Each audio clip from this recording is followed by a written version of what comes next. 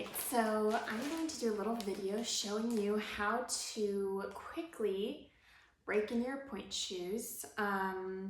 This is what works for me, and you kind of have to learn over the course of your ballet career how best to break in the shoes for yourself. So my feet are different than yours, and most likely. And so I have different concerns than you may have. So I have bunions, which with the brand new shoes, I have to make sure that they start to mold to fit the bunion, okay? But there's a couple key break-in items to do before I do that. And I think that most people can use these tips as well. So I wear Suffolk Stellars, which we can get into the ins and outs of the different brands I've tried. I started out with Block Sonatas. I don't even know if they make those anymore. I think that they probably do. I started Pointe when I was 10, so I started with that. And then I changed to Freed Studios. And then after those didn't feel great, I went on to Block Alphas. Once I got to B&B, they wanted me to change to Freed. So I changed back to Freed Studio. So it was like Freed or Block, Freed, okay? So I wore Freed Studios for a while. So I wore them for level 8, PD, and then most of my years there.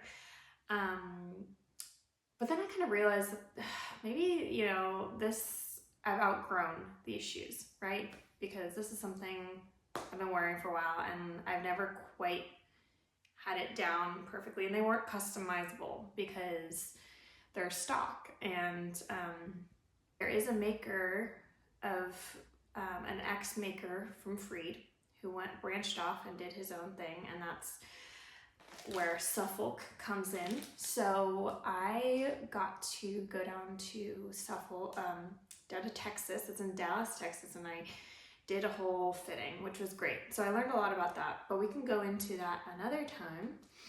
Just know that this is what I wear now, and so what I like to do, to open this up. Okay, so here they are, brand new. Okay, so they're so stunning. They're just beautiful. Yeah, really nice. I like these because they are they're not too tapered. So that's kind of a problem I have with my studios, is that they're a little bit more tapered than this. And with bunions, you don't want them to be super tapered. Okay, so I have a little bit more square box. And then the platform is really nice and wide, and it's usually pretty flat. These are stocks. I have a custom order, but I've just been wearing stocks because they're pretty nice. And then, yeah, it's pretty hard. They are a standard shank, a 6.5 XXX standard.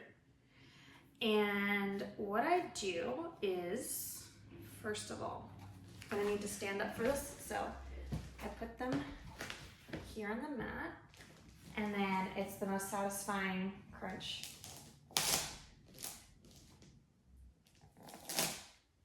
Okay, you'll feel like you just ruined your shoes, but it's okay.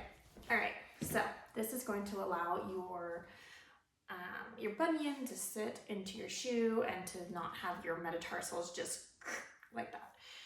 All right, the next thing I do, so you have to know kind of where your arch hits here, but I found that my arch typically hits about like where this line, where the seam is right here. So what I do, and again, especially if you've never done this before, please be very, very gentle, because these are expensive. These are $120. So what I do is I take my 2 thumbs right at that level where the seam is, okay?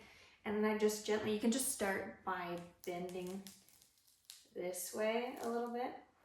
Just small movement. So that's just nicely kind of giving your arch that little fold in the shank. Okay, and then I flip it over and I just bend that same spot the other way.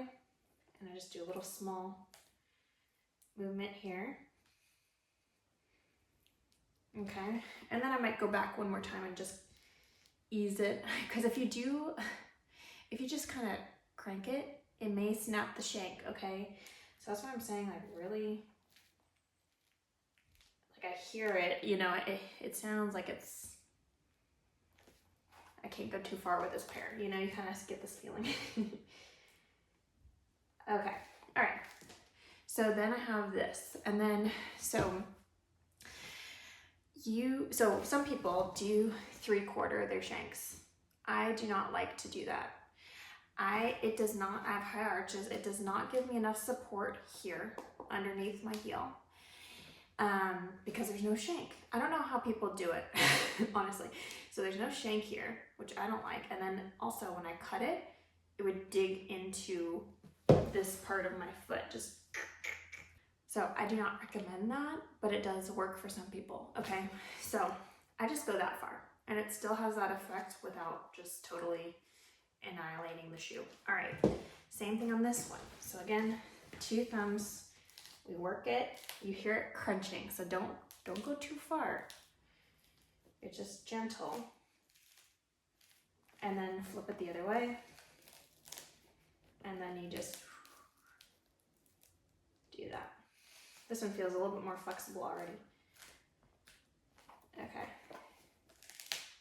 So you can hear the crunchy, cracky. Okay. Now what I do is, okay, so at this point, if you have shoes where you know you need to glue it, you could glue right underneath the spot that you folded. Or probably a better idea would be to wait until you've done one class in them or a bar in them, and they can glue that spot. Okay, so maybe wait until you do a bar in the shoes, and then you can go ahead and support more with the glue. Okay, so just an idea. I don't even glue my shoes anymore because these are pretty good and durable.